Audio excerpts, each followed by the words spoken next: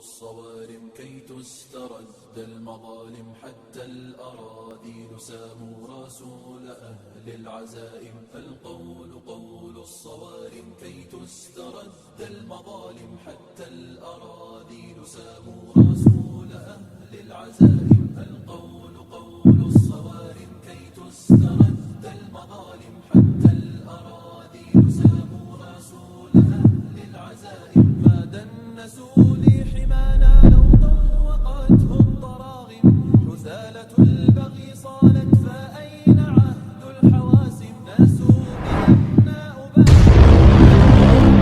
Never, ever has a group come from within our tradition performing acts of terrorism, killing innocent people, wanton violence, and then they have brought about everlasting peace and good from this movement. Do you really think at the age of 19 you will carry the wave of jihad forward and your people triple your age don't know what they're doing? Jihad is a legitimate term, it's a noble term, we shouldn't be ashamed of it. But those groups that misuse and abuse the term jihad, we should be brave enough to stand up for the sake of Allah and criticize them, because they're harming the real jihad much more than any non-Muslim can ever harm it. May Allah subhanahu wa ta'ala allow us to be people of the true jihad and not the false jihad. May Allah subhanahu wa ta'ala allow us to do jihad as He is pleased with, and not a jihad that is false and that will lead us astray. May Allah Azza wa Jal return izzah and glory to this religion. May Allah subhanahu wa ta'ala bring peace to this earth. May Allah subhanahu wa ta'ala cause us to live as Muslims, to die as shaheed, and to be resurrected amongst the Nabiyyin and Siddiqeen and Shuhada al-Salihin. Wa hasuna ulaika rafiqa. Wassalamu alaikum wa rahmatullahi wa barakatuh.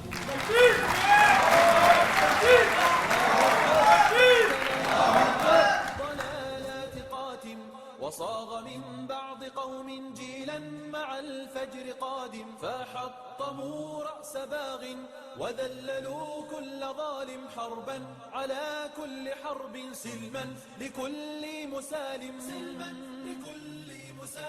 القول الصوارم كي تسترد المظالم حتى الأراذيل ساموا رسول أهل العزائم فالقول قول الصوارم. Assalamu alaikum wa rahmatullahi wa barakatuh. Alhamdulillah wa salatu wa salamu ala rasulillah wa ala alihi wa sahbihi wa man walah. Amma ba'd. The topic of jihad in the current climate is a very, very, very difficult one.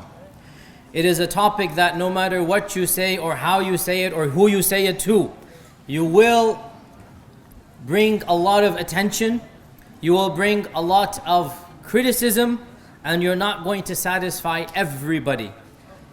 So today's topic, my goal is not to please anyone other than Allah subhanahu wa ta'ala, and to discuss the reality of some of the quote-unquote jihadist movements of the 20th century, i.e. the last 100 years or so.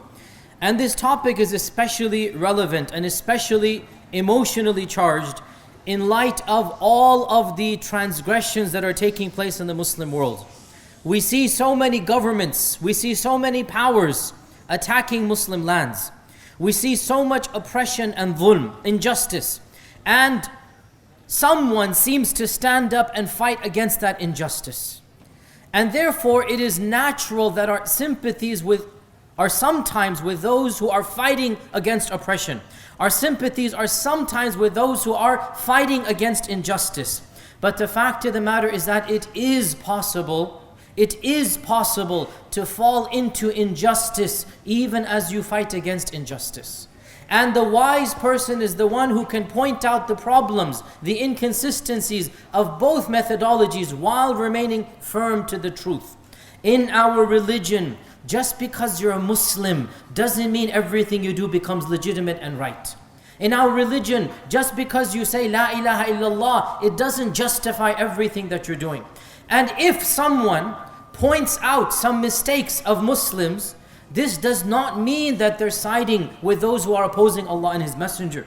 This does not mean that they are siding with unjust regimes, with tyrannical governments, with foreign policies that have suffocated Muslim lands. Not at all. Rather, we are pointing out that if you want to fight against oppression, you want to fight against injustice, then the best way to do it is the most effective and the most Islamically legitimate.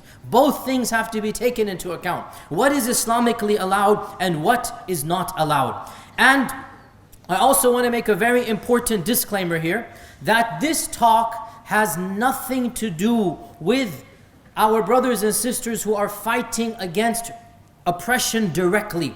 This talk is not aimed to, let's say, Syria and our brothers in Syria that are fighting against the regime. I'm not talking about them.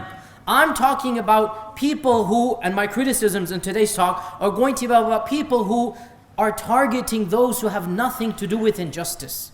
They're targeting those who are, we would call them in modern language, civilians or non-combatants. The talk here is for those Muslims who are sympathetic to organizations, sympathetic to people, sympathetic to trends that are indiscriminately killing everybody. Obviously, whether you're Muslim or not, if your land is attacked, your country is attacked, your home is attacked, you have the right to defend. And our brothers and sisters in Syria, for example, when the regime is doing what it is doing, where I'm not talking about them in particular. No, I'm talking generically, especially for those of us living in the West who some of us might be sympathetic to trends, to movements that we assume are battling these evils, but sometimes they fall into evils, sometimes they fall into greater evils. And I'm going to try to be as generic as possible, and I want the maxim I want us to learn and to memorize is, those who ignore history are doomed to repeat it. Very simple. Those who ignore history are doomed to repeat it. Do you think this is the first time that the ummah is facing injustices in the world? Do you think that this is the first time that there's been a crisis? Do you think this is the first time that the banner of jihad has been raised?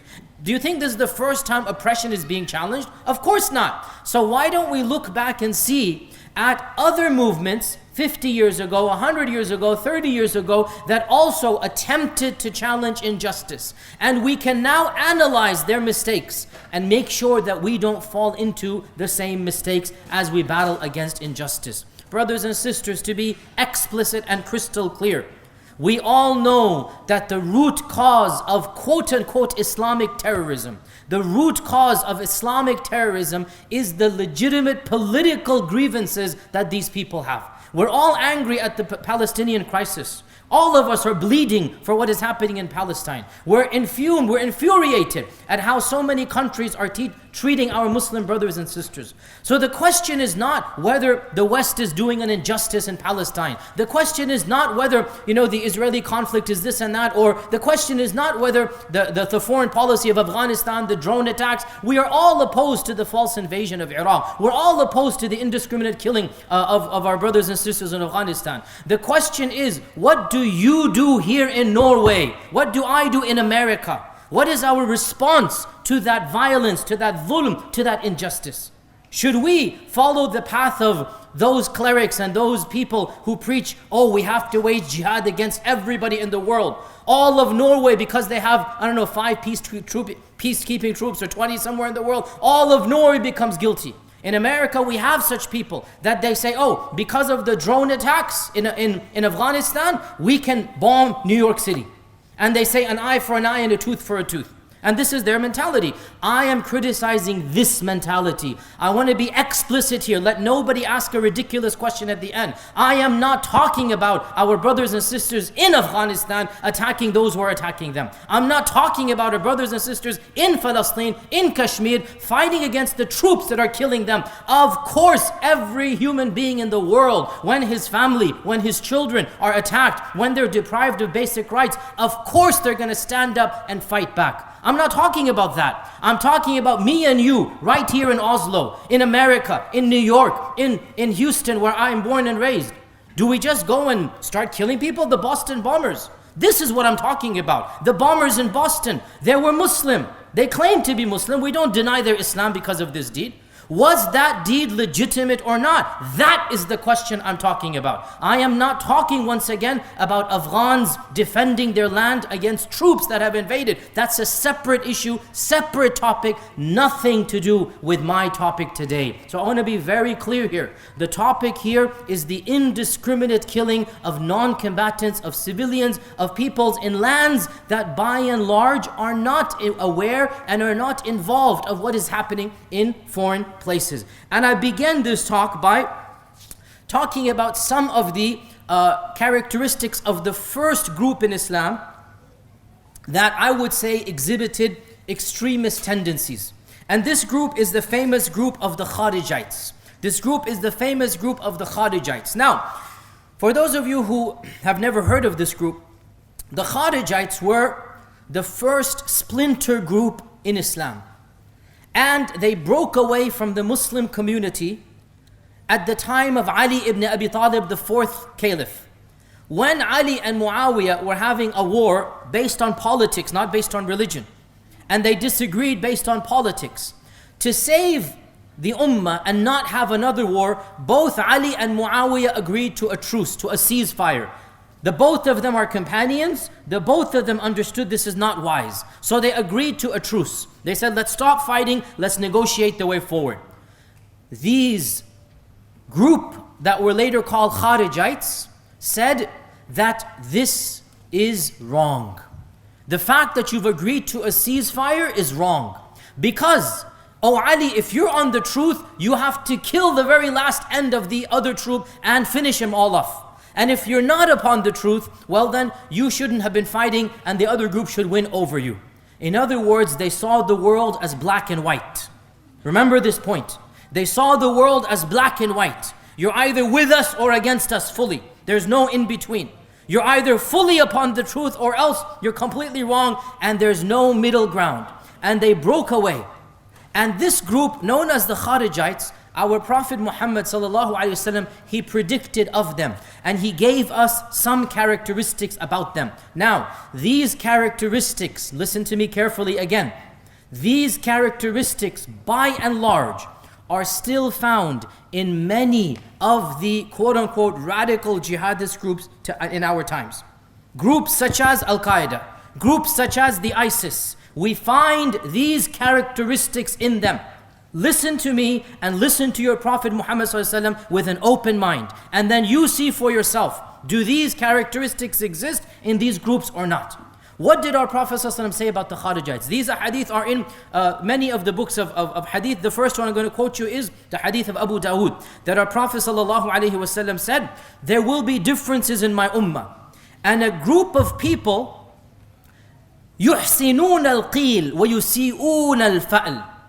They speak this talk, they have good speech, but their actions are terrible, will appear. So notice the first characteristic. What they're calling to, what they're saying is beautiful. What they're doing is downright evil. This is what our Prophet ﷺ said. يُحْسِنُونَ الْقِيلِ. They know how to talk. Their call is great, you cannot disagree with it. وَيُسِيئُونَ الْفِعْلِ. The actions they're doing are terrible.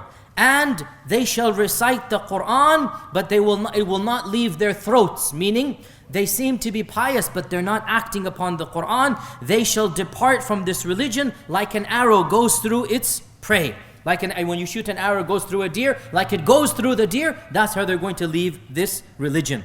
They are calling to the book of Allah, but they have nothing to do with the book of Allah. So this is the first hadith. They're calling to the book of Allah, but they have nothing to do with the book of Allah. And in the famous hadith in Sahih al-Bukhari, a man came to the Prophet ﷺ with a huge thick beard, a wide forehead, and shaved hair.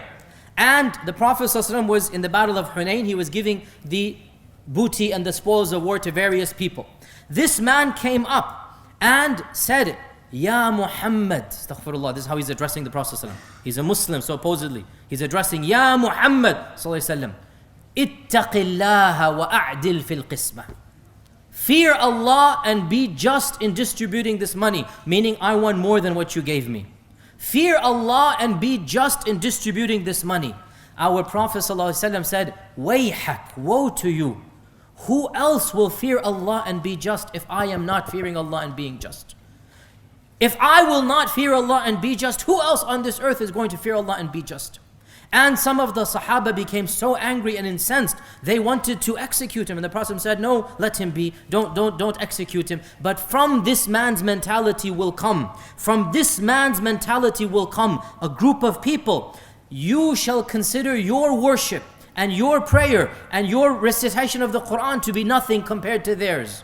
I.e., outwardly they're overzealous and overpious, but they shall leave this religion like an arrow leaves its prey. In another hadith, also in Sahih Muslim, our Prophet ﷺ said, there will come during the end of time. So now he's talking about groups in our times, towards the end of times. A group of people, now listen to this now, memorize this description. حُدَثَاءُ الْأَسْنَانِ سُفَهَاءُ الْأَحْلَامِ يَقُولُونَ مِنْ خَيْرِ قَوْلِ الْبَرِيَّةِ. Three characteristics.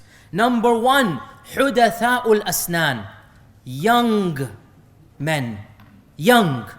They're not old, they're not wise, they're not experienced, they're a bunch of kids. حُدَثَاءُ الْأَسْنَانِ سُفَهَاءُ الْأَحْلَامِ. They have the most grandiose visions. They're dreaming the biggest dreams. يَقُولُونَ مِنْ خَيْرِ قَوْلِ الْبَرِيَّةِ. They are speaking the best speech that you've ever heard of any man. But they will leave Islam like an arrow leaves its prey. In all of these ahadith, these groups are being described as leaving Islam, and they're being described as speaking good, painting a beautiful picture, but doing deeds of evil.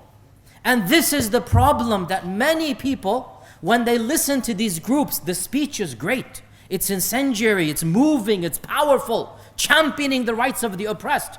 But then you see the damage that they've done, the innocent lives that they've killed, the blood that they have shed.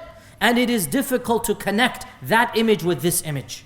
And this is what our Prophet Muhammad sallallahu alaihi wasallam is saying, that you shall consider their prayers trivial compared to your prayers trivial compared to theirs. So these people are reading the Quran, they're saying the most beautiful speech, they're calling to the book of Allah, but there's something wrong with them. What is wrong with them?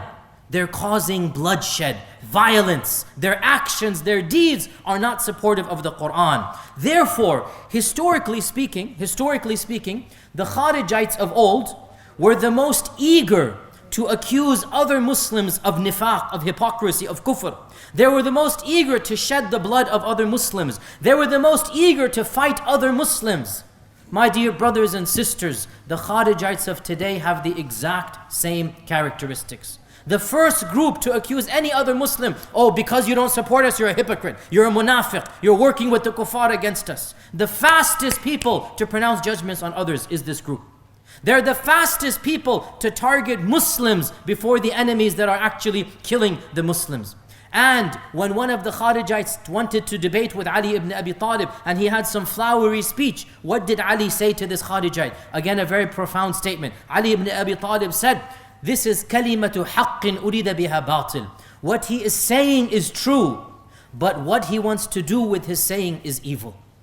What he's preaching is true, but his actions that are leading to it are evil. And if we look at the modern militant movements within Islam, we learn that never has a group come out performing acts of terrorism and succeeded in the long term to bring about peace or remove oppression. I reiterate, listen to me carefully, and if you don't believe me, go read history and study yourself. Never, ever has a group come from within our tradition performing acts of terrorism, killing innocent people, wanton violence, and then they have brought about everlasting peace and good from this movement.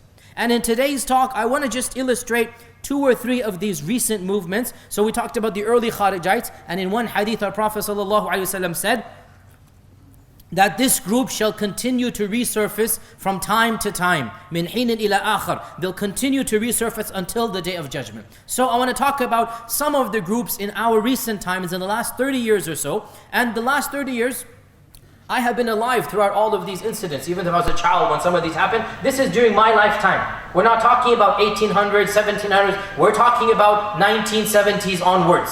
Very recent history. Let's look at some of these movements and then you decide for yourself which modern movements are the most symbolic, if you like, or the most representative of these movements that we will mention.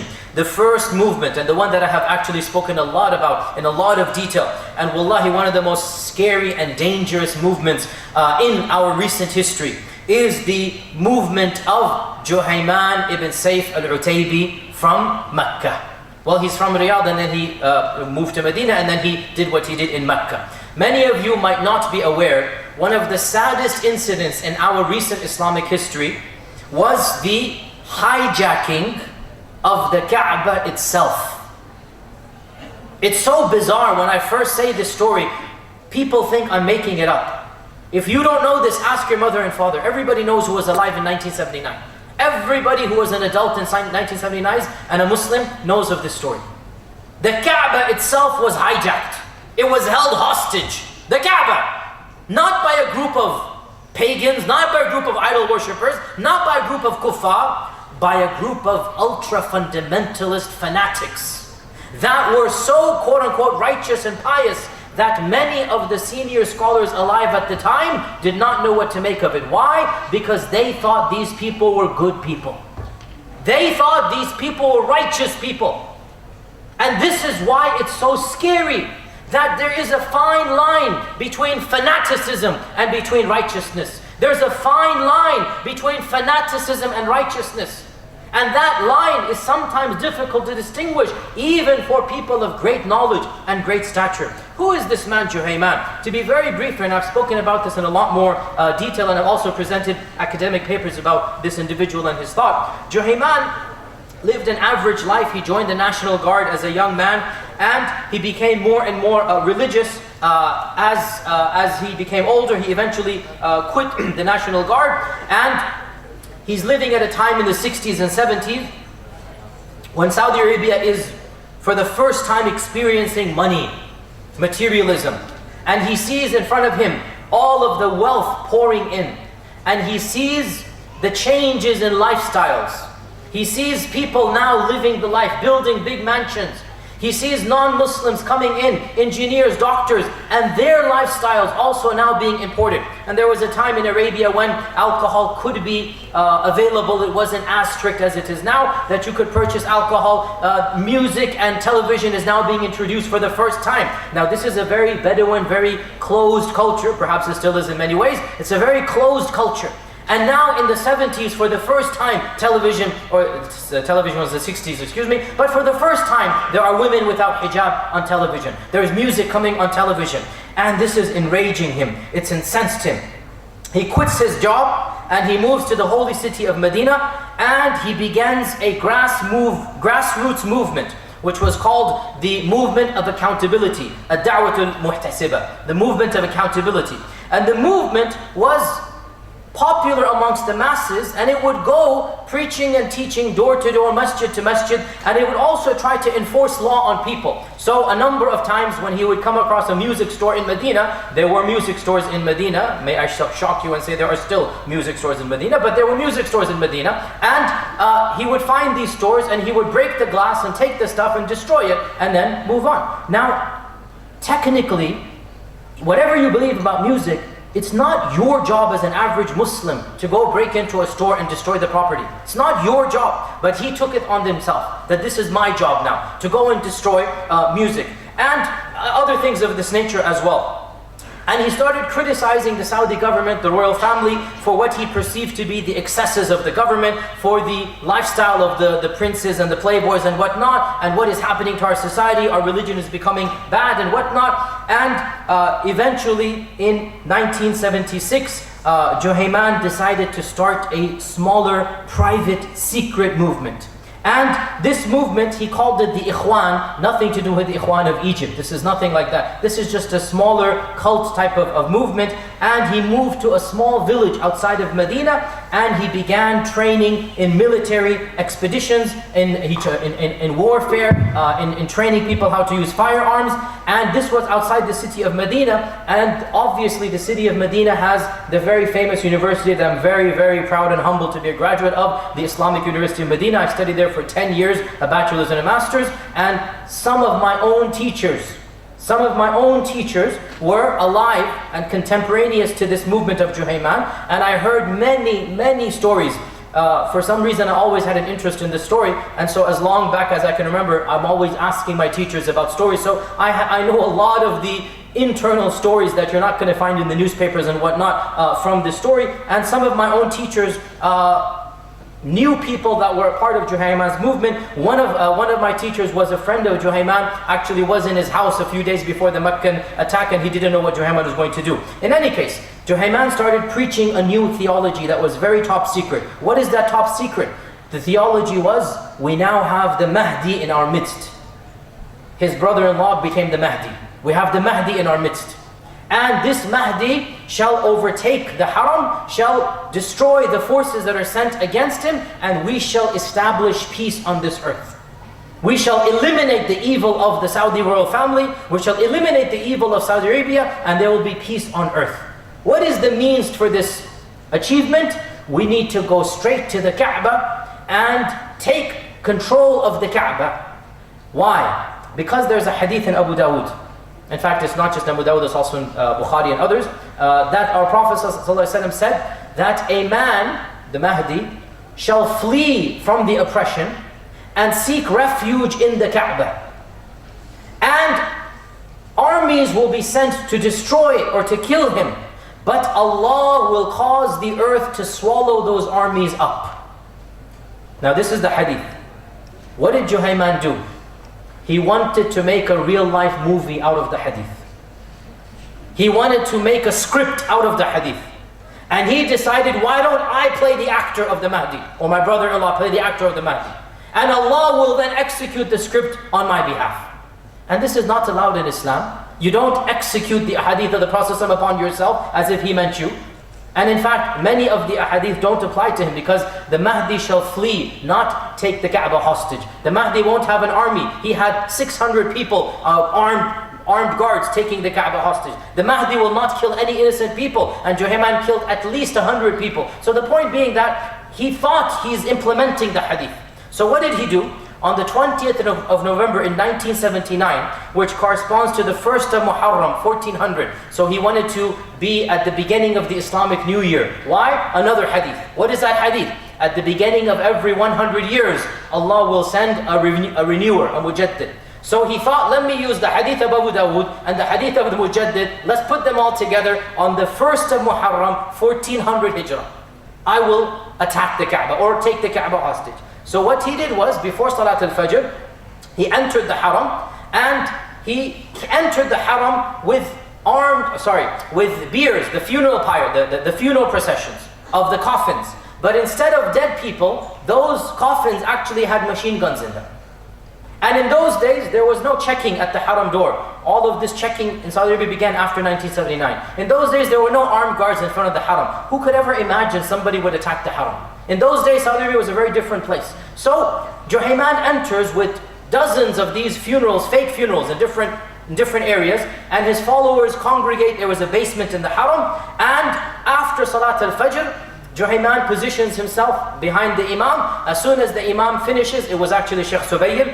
Sheikh Subayl is still alive right now as we speak, very elderly man. It was Sheikh Subayl was leading Salat al-Fajr. As soon as the Sheikh finished Salat al-Fajr, Juhayman's man pulled out his gun and took the microphone by force, and Juhayman began telling all of the people in the Haram that lo and behold, the day of judgment is close, the Al Saud is the worst government in the world, the Saudis are losing their religion, and we have the Mahdi. So come forth and give your oath of allegiance to the Mahdi. And of course the people are totally confused. Many of them don't understand Arabic, right? Most of them are Pakistani, Indonesian, Malay. They have no idea what's going on. But he locked the doors down and shut off all the exits, and thus began a long siege, which I don't have time to get into. It's been documented in other places. For almost 2 weeks, the people were held hostage. The Kaaba itself was held hostage. Tawaf ceased to be performed. The 5 daily salawat were not said. And when the Saudi forces, who no doubt there's a lot to blame in terms of their military maneuvers, it's not my point here to point out which side did more of the mistakes. My point is to point out Juhayman's fanaticism. I'm not defending the ineptitude of the Saudi government and how it responded. That's a whole different issue. But I'm saying the fanaticism of Juhayman, that's what I'm concerned about in this lecture. The Saudis didn't know how to react. They sent a few troops in, and Juhayman's forces had snipers on, the minarets, the same minarets that you see all the way on the top. They shot down these snipers. Blood was shed in the haram, the holiest place on earth. Blood was shed.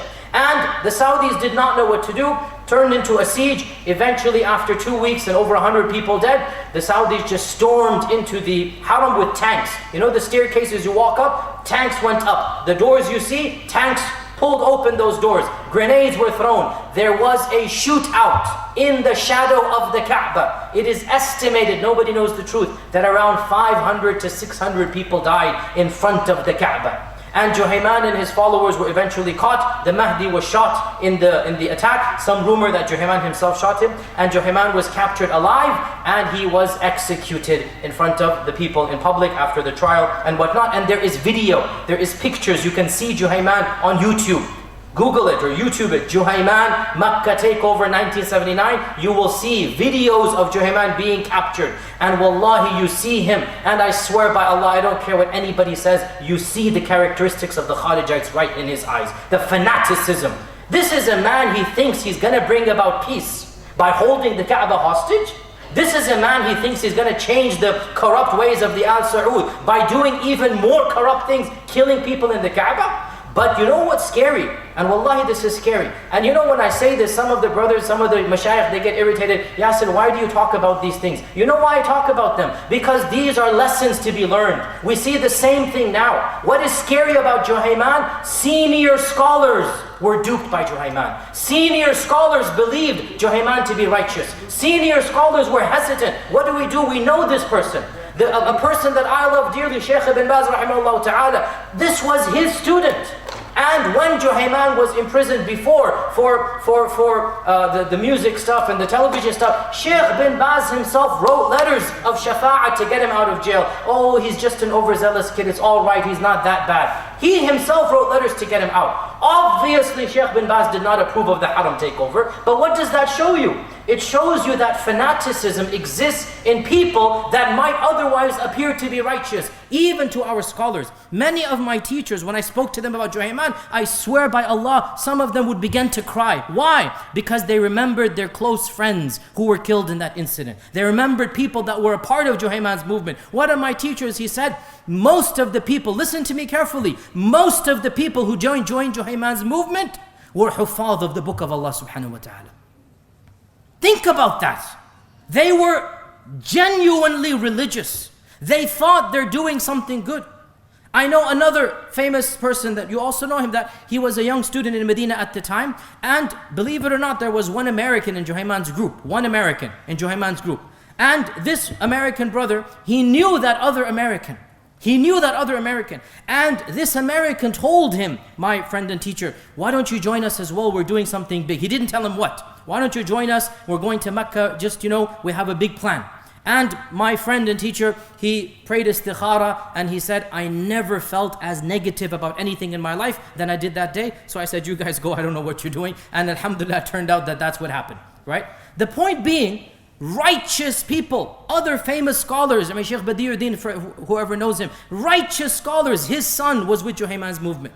This is not being said to embarrass these great scholars. It's being said so that when we point out these groups are not people with horns coming out of their heads. They're not people with devil tails that you can recognize them. They are huffaz of the book of Allah. They are righteous people, but they've lost sight of reality. They're so incensed and enraged at music and singing that they're willing to shed blood in the haram, thinking that that will bring about Allah's peace and religion. They have lost the plot completely. And frankly, brothers and sisters, we see the same fanaticism in the modern jihadist movements. There's a lot of dhulm going on. I too was angry that there was alcohol available in that country, that there's so much fahisha. But what's the way forward? To take the haram hostage? To kill at least 100 people at his hands in the haram by their sniper rifles? To hold the Hujjaj hostage? Innocent Hujjaj were kept in the haram. To be fair, eventually most of them, or maybe all of them, were released after a week. But still, for 1 week, for 5 days, you have innocent men, women and children in the haram who have nothing to do with anything, held hostage, terrified, not wondering what's going to happen. What type of fanaticism leads to this? My dear brothers and sisters, what did Juhayman's incident accomplish in Saudi Arabia? Absolutely nothing. Quite the contrary, after the incident of Juhayman, religiosity itself became something that was a bit dangerous. People with beards were monitored. People who showed up for Fajr. This is in Arabia, not in Tunisia and Egypt, which already used to happen. In Arabia, for the first time, religious people were put under government control. Religious people were rounded up and sent to jail just because they were religious, out of a fear of religious people. And this caused a backlash that we are seeing to this day. And by the way, Osama bin Laden himself mentioned that one of the first signs of becoming more Islamic to him was the Juhayman incident. That he took inspiration from Juhayman, and he writes, and I have his writings and his lectures. He writes that no doubt Juhayman, what he did was wrong, but still I sympathize with much of what he did. Now, wallahi, I have no sympathy for Juhayman. I have no sympathy, zero. You are going to kill people in front of the Kaaba. I don't care what your causes are. You are a fanatic. You are an overzealous lunatic, honestly. I don't care what anybody says. You have lost the plot. I don't have any sympathy for Juhayman. But who had sympathy for Juhayman? Osama bin Laden. And he has writing this in a number of his speeches that he's given. He doesn't have memoirs. You will find this online. That Juhayman's incident was one of the first incidents that really sparked within him an interest in Islam and religiosity, because obviously he grew up in a household that was not that religious. It was Juhayman's incident and then the Afghanistan war that made him more religious. Now, Juhayman has written many booklets, 7 booklets and pamphlets, not many. And I read over all of them for a paper that I was delivering at a conference, and it's very scary. Wallahi, I will tell you honestly, and I am somebody who has a master's in theology. I know my religion, inshallah, to a good degree. Wallahi, I was reading his documents with a fine-tooth comb. I was waiting to jump on something that I could say, aha, this shows that he's a deviant. Aha, this shows he's a fanatic. I swear by Allah, I could barely find anything that gave me warning signals. It seemed to be very solid, very well argued, very passionate. And this terrified me. Why? Because I have the advantage of hindsight, looking back. And I'm going through his pamphlets with a fine-tooth comb, and I don't find anything wrong. Imagine those people who were with him, and there were many of my teachers who knew him personally. They all said the same thing, that we really thought he was a righteous, pious individual. Maybe a little bit fanatic, but still righteous and pious. Some of his closest friends didn't know what he was going to do, but this is what he ended up doing. And Juhayman, it's very interesting, by the way, that he always used to say that you accuse us of being Kharijite, but we're not Kharijite. And he would say, just because you say we're Kharijite, no, that doesn't make us Kharijite. Which means what? Even in his lifetime, people were saying, you are Kharijite, you have these tendencies. And he had to defend himself. Now, the point being that Juhayman's movement is really a very, very interesting movement to study, and it came from within the generally the Salafi or the Najdi Da'wah tradition. Juhayman was definitely within the movement. Most of the people with him were students at the University of Medina, of his teachers, Sheikh bin Baz and others, and this shows us that fanaticism can occur no matter what your theology is. You have fanatics in every movement. Just because you belong to a movement doesn't mean you're going to go to heaven. You have fanatics in every single movement. And Juhayman is a good example of that. Another good example that we can benefit from is perhaps the first real jihadist radical group. And this is before Juhayman, so let's go back 10 years. Beginning in the late 60s and early 70s. And in the late 60s and early 70s, a group of people broke away from the Muslim Brotherhood of Egypt. Now we're going to Egypt. Juhayman was in Saudi Arabia in 1979. Let's go to Egypt in the late 60s, early 70s. And a person by the name of Muhammad Abd Salam al-Faraj, he wrote a book called Al-Faridat al-Ghaiba. And Al-Faridat al-Ghaiba means the hidden or the neglected obligation. And the neglected obligation was that of jihad. And this treatise, this pamphlet, which is available online, is the first real jihadist tract. And according to him, jihad is an obligation that is number 6 on the 5 pillars of Islam. He says Islam has 6 pillars, not 5. And the 6th one is jihad. The 6th pillar, that's why he calls it the hidden pillar, the missing pillar. The 6th pillar is the pillar of jihad. Now this movement, or this book, it sparked an underground movement, primarily amongst middle-class educated Egyptians. It didn't appeal to lower class, it was middle-class educated Egyptians. They began reading this book, and of the people who kind of were sympathetic or read this book were people like Khalid al-Islambuli, who we'll come back to later, and Ayman al-Zawahiri, who to this day as we speak, he is the leader of Al-Qaeda. He is, as a young student, he's reading this book. This is the first literature he comes across. And also somebody by the name of Dr. Fadl, we'll get to Dr. Fadl in a while. Now, this movement, and this movement is sometimes called Jama'at al-Jihad, or the Jama'at al-Islamiyya. They call themselves the group of jihad, or the group that is Islamic. This movement, it had an audacious plan, a grandiose plan. What was that plan? They said that Anwar Sadat, the president of Egypt, he is the problem. Why? Because where do we even begin? Number 1, he rules by other than the law of Allah. He rules by other than the Sharia, and then they quote the verse that the Kharijites have also harped on, وَمَنْ لَمْ يَحْكُمْ بِمَا أَنزَلَ اللَّهُ فَأُولَٰئِكَ هُمُ الْكَافِرُونَ. Whoever does not judge by the law of Allah, he is of the kafirun. And the Kharijites were the first to extra emphasize this verse. As for the tafsir of this verse and the nuances beyond the scope of this class, but no doubt the Kharijite understanding is an extremist understanding. But they said, Anwar Sadat, the president of Egypt, is not a Muslim.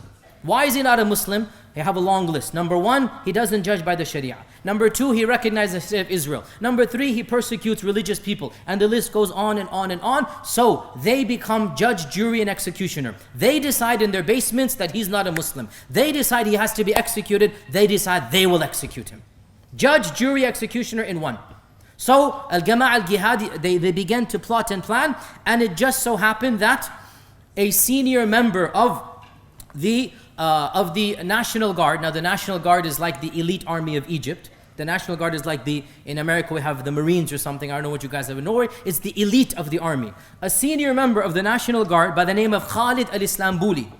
He embraced this version of Islam. And he volunteered to help them in this plan. Because he has access to Anwar Sadat. He has access to the leaders because he's a part of the elite. And so what happened was they made a very audacious plan that on 6th of October 1981, 6th of October is a day of celebration in Egypt. To this day it is a day of military parades and victory. Why? Because the war against Israel was successful in, was it 1967 or don't quote me, 71, I forgot. But the war against Israel was a success on the 6th of October. So the 6th of October is a national day for Egypt. It's holiday. And the military has an annual parade. To this day, it's a national holiday and an annual parade. So they said on the 6th of October in 1981, Khalid al-Islambuli decided to execute a plan where 3, 4, 5 people of the National Guard would attack Anwar Sadat in public and kill him. And they felt that as soon as they killed Anwar Sadat, the whole world would be in peace. They will get the Islamic State. When they cut off the head of Fir'aun, the rest of the society will automatically become Islamic. And the most audacious assassination in recent history takes place. The video footage is crystal clear. Again, YouTube it, find it, assassination of Anwar Sadat. You actually see Khalid al-Islambuli jumping out of his army tank and rushing up to the stadium. And there is Anwar Sadat and shooting him 21 times, point blank range, shooting him completely until he dies. Hosni Mubarak, the current guy who's in jail and whatnot, and his regime is back in power. But anyway, Hosni Mubarak himself was wounded. And he had to go to the hospital. He got a bullet into his hand and whatnot. He was sitting next to Anwar Sadat. Henry Kissinger, the foreign minister of America, was also there and wounded. Many senior dignitaries were there. But Anwar Sadat was assassinated. What happened? After Anwar Sadat is assassinated, they get Hosni Mubarak. And was Hosni Mubarak any better? Wallahi, anybody who studies the two, No matter what we want to say about Sadat, he was better than Mubarak. And now what's happening is even worse than Mubarak. So the point being that this military or this type of coup that took place, this assassination that took place, what did it bring about? Now, some of the people involved in this assassination fled. Amongst them is Umar Abdurrahman. Who is Umar Abdurrahman? He is a blind sheikh from Al-Azhar. He has a PhD from Al-Azhar. And he fled to America in 1987, He fled to America. And in America, he also begins preaching jihad against America. What type of jihad? Are you going to defend Afghanistan from the troops? No. Jihad against the World Trade Center. By putting in a truck full of explosives and blowing up the people working in the World Trade Center. Some of you are too young to remember this, but in 1993, this was the first World Trade Center attack. The second one was bin Laden doing it in 9/11. In 1993, I was in college at the time. I was a second year university. I remember this vividly, that the news spread all across our country and it's like, what is going on? And Muslim radicals have attempted to blow up the World Trade Center. And who is behind it? Umar Abdurrahman. And he is serving a jail sentence to this day. What did that accomplish? Why are you going to kill the stockbrokers of the World Trade Center? What have they done? And the World Trade Center has so many, at least 10% of the people in that building are Muslim. What have they done to Afghanistan, to Israel, to Palestine? What is their fault? But no, that was his vision. Jihad against America. Sounds great. The reality was what? What did they accomplish in this? And the 1993 bombing takes place, and that is also now history. In 1997, Al-Jama'a al-Islamiyya does another attack. And this one, in all likelihood, was instigated by Dr. Ayman al-Zawahiri. It does appear to be the case. In 1997, another attack took place. And this was done in the temple of the ancient pharaohs in Luxor. And it is called the Luxor Massacre. And the attack was instigated once again by Al-Jama'a al-Islamiyya. And it appears that bin Laden funded this attack. And Zawahiri was one of their masterminds. And this was the first time that the name of bin Laden started appearing in the Western media. The name of bin Laden started appearing in 1997 when this Luxor massacre takes place. What is this Luxor massacre? What happens? Well, once again, you have fanaticism. Al-Jama'a al-Islamiyya. What are they saying? They are saying, look at our Egyptian society. It's all going bad and evil. Why? Because of foreigners. What are they doing? They're sending us their tourists. There's women in bikinis. There's sharab and alcohol available. There's all of this nightclub and dancing. How can we have this in our own land? What should we do? Let's go kill them. Simple solution. So what did they do? On the morning of 17th November 1997, they attacked a group of tourists in the Luxor Palace and palaces. It's a whole pyramid type structure. I don't know what they'll call it. The ancient Egyptians had a structure there, and it's considered to be one of the main tourist attractions, and it was not heavily guarded. They chose it because it was not heavily guarded. And they attacked a group of tourists, over 62 tourists, the bulk of whom were Japanese. There happened to be Japanese tourists, the bulk of whom were Japanese. Over 62 tourists were massacred, gunned down, knifed to death. Some of them 5-10-year-old children. And this massacre, after it took place, of course the Egyptian military caught them and then shot them and whatnot. The reaction to this massacre was astounding. What were they hoping to accomplish? They wanted to show the world that they have some power, that they can challenge Hosni Mubarak, that they will establish an Islamic state. What happened? The Egyptian people turned against Al-Jama'a al-Islamiyya like never before. And the public, for the first and only time in history, rallied in support of Hosni Mubarak. Whatever you do to these fanatics, go ahead, we allow you. The public sympathized with Mubarak against the massacre, against the fanatics. And what happened? Eventually, all of the big names, bin Laden, Ayman al-Zawahiri, all of them had to say, oh no, this isn't us. Somebody else did it. But they're blaming everybody else. Definitely one of them is the one responsible. But all of them had to dissociate and say, no, none of us is responsible for this massacre. What did it accomplish again? Shedding innocent blood is not going to bring izzah and glory on this earth. And the final point that we'll mention, the final story, is probably one of the most interesting stories.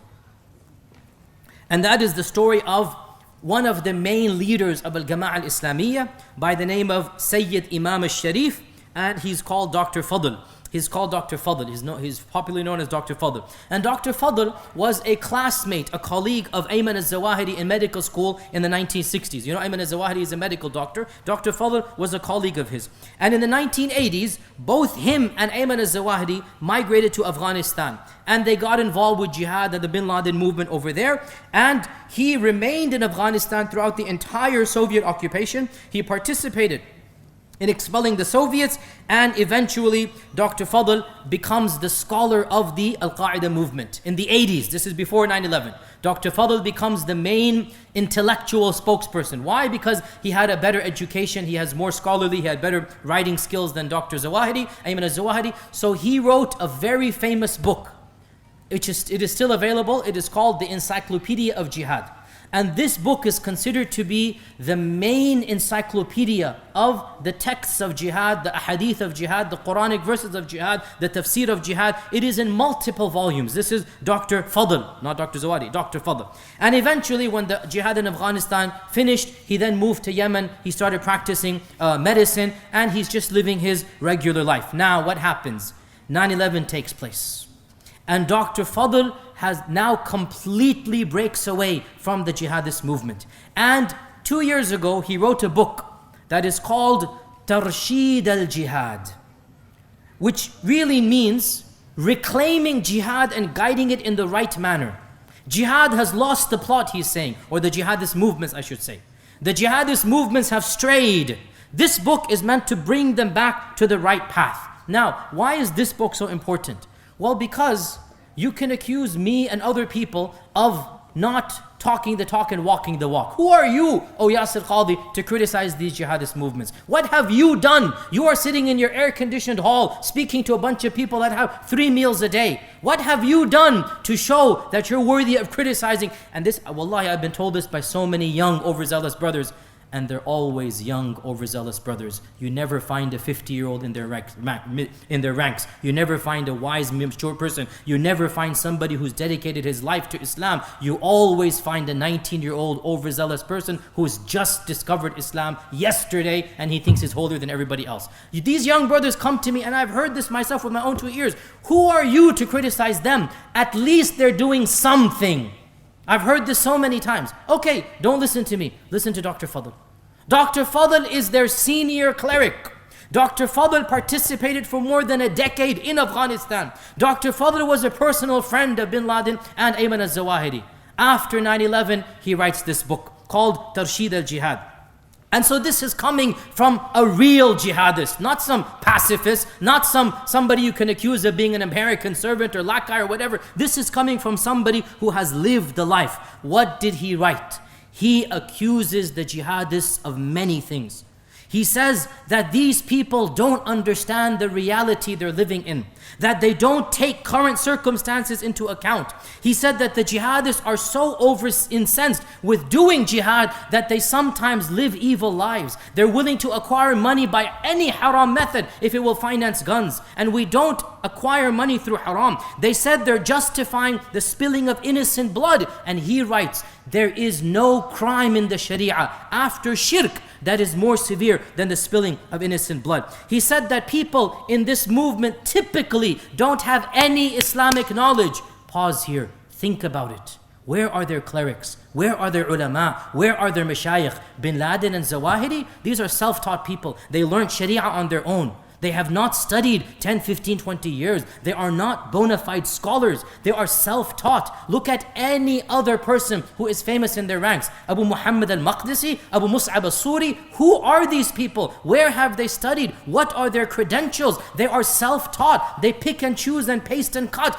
And this is coming from Dr. Fadl's mouth, who has lived the movement. He said the juhala rise the highest in their ranks. The most fanatic become the leaders. Not because of knowledge, because they have the sweetest speech. And he writes, and I quote directly from the book, and I translated this myself, this paragraph. He writes, "O believers, don't listen to those with fancy slogans who entice you to enter a conflict you are not qualified to participate in.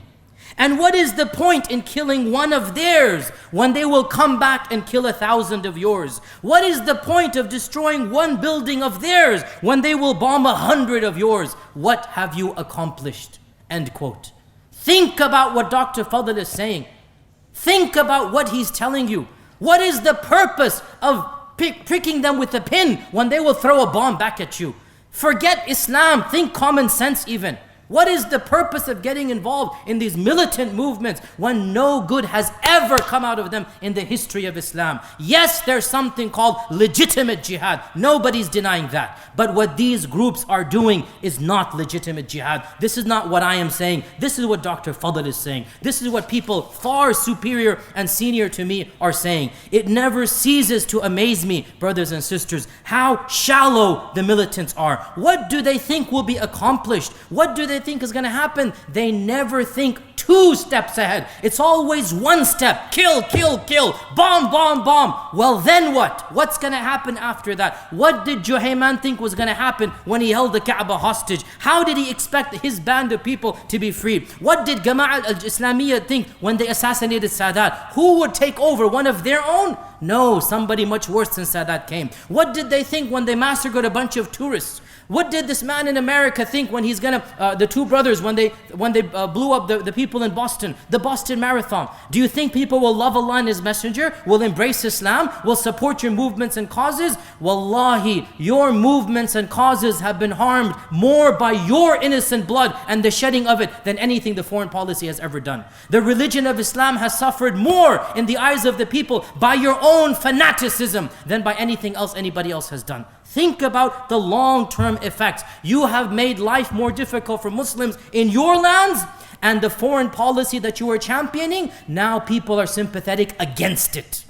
They want more harshness. Why? Because of your fanaticism. What have you accomplished? Neither deen nor dunya. Religion does not teach this. Common sense does not teach this. Brothers and sisters, in conclusion, there's a lot to be angry about in today's world. There's a lot that deserves our condemnation. I am an American, and I swear by Allah, my country's foreign policy is what makes Muslims get angry and fight back. I'll admit this. I'm not running away. Yes, it is the foreign policy of my land, the unjust, oppressive foreign policy that makes people angry. I admit this. But what should that anger do? Cause you to kill? Then you're just like them. Cause you to kill? They will kill you back. That anger should motivate you to be a better Muslim, to fight in a legitimate manner. Our Prophet ﷺ said, fight the pagans, fight the kuffar with your tongue, with your pens, and with your hands. There's times and places for different types of jihad. Right now, the jihad of the internet, the jihad of the tongue, the jihad of the pen is more effective in your lands.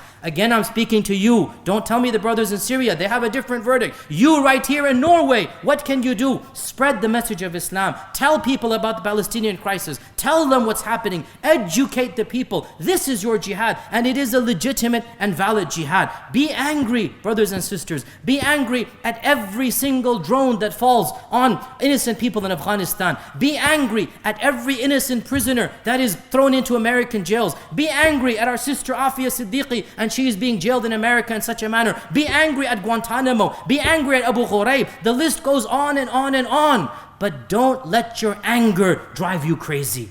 Islam is not about emotional knee-jerk reactions. Islam is about thinking and channeling that anger in something productive, proactive for your community in the short term and in the long term. Brothers and sisters, channeling that anger into acts of militancy or into foolish and useless rhetoric will only bring undue attention to yourself and the Muslim community. Not only is it un-Islamic, it is counterproductive. Brothers and sisters, our Prophet ﷺ described the Kharijites of later times as being sufaha'ul ahlami hudatha'ul asnan. They're being overzealous bunch of kids. That's exactly what it translates into modern English. They're an overzealous bunch of kids. They speak a lot of good, but they do very bad. Think about these movements. Think about these online forums and chat rooms. Who's on it? A bunch of overzealous kids. You don't find adults. You don't find senior people. You don't find anybody above 30 years of age. Does a teenager really think that you have more iman and wisdom than a 60-year-old who's lived his whole life practicing Islam and preaching and teaching to the masses? Do you really think at the age of 19 you will carry the wave of jihad forward and your people triple your age don't know what they're doing? Think about this and don't be the overzealous, foolish kid. If you're not going to allow religious sentiments to temper your anger and channel your anger, then at least let it be tempered by the lessons from history. If you're not going to listen to the book of Allah, and I find it amazing, somebody actually has to quote you the Quran to tell you killing innocent civilians is haram. If you're not going to listen to the book of Allah, then at least look at recent history. The final point, especially because I'm speaking here in Norway. Brothers and sisters, think about it. What happened in your country last year? This madman, Breivik, right? Breivik. Imagine, did not every one of you thank Allah that this madman wasn't a Muslim? Every one of you. Didn't your first thought be, I was in America and I heard the news and I said, Ya Allah, please not a Muslim. Ya Allah, please not a Muslim. Right? How can anybody be so foolish as to think that what Breivik is doing, if a Muslim had done it, it would be legitimate? My dear brothers and sisters, do you really need somebody to tell you that Allah says it's haram to kill innocent life? Wallahi, what is your fanaticism in religion? How will that affect? Suppose Breivik had been a Muslim. Breivik, alhamdulillah, we thank Allah he's not a Muslim. But guess what? We have people like that in our religion.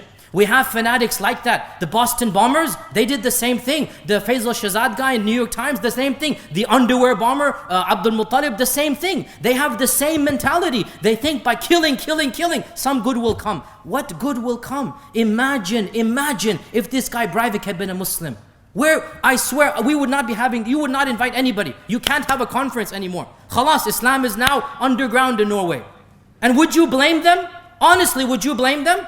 What would you do in their shoes if that guy had been a Muslim? Think about it. And I reiterate, what I'm talking about in this whole lecture is not directed to Afghan, to Syria, to the people in there. It's directed to me and you over here, killing innocent people. So please don't misunderstand me. Yes, there's a legitimate jihad. Yes, people need to defend their right to live. But defending their right to live does not mean killing innocent people, which is what these jihadist movements have done. Jihad is a legitimate term. It's a noble term. We shouldn't be ashamed of it. But those groups that misuse and abuse the term jihad, we should be brave enough to stand up for the sake of Allah and criticize them, because they're harming the real jihad much more than any non-Muslim can ever harm it. May Allah subhanahu wa ta'ala allow us to be people of the true jihad and not the false jihad. May Allah subhanahu wa ta'ala allow us to do jihad as He is pleased with, and not a jihad that is false and that will lead us astray. May Allah Azza wa Jal return izzah and glory to this religion. May Allah subhanahu wa ta'ala bring peace to this earth. May Allah subhanahu wa ta'ala cause us to live as Muslims, to die as shaheed, and to be resurrected amongst the Nabiyyin and Siddiqeen and Shuhada wa Salihin. Wa hasuna ulaika rafiqa. Wassalamu alaikum wa rahmatullahi wa barakatuh.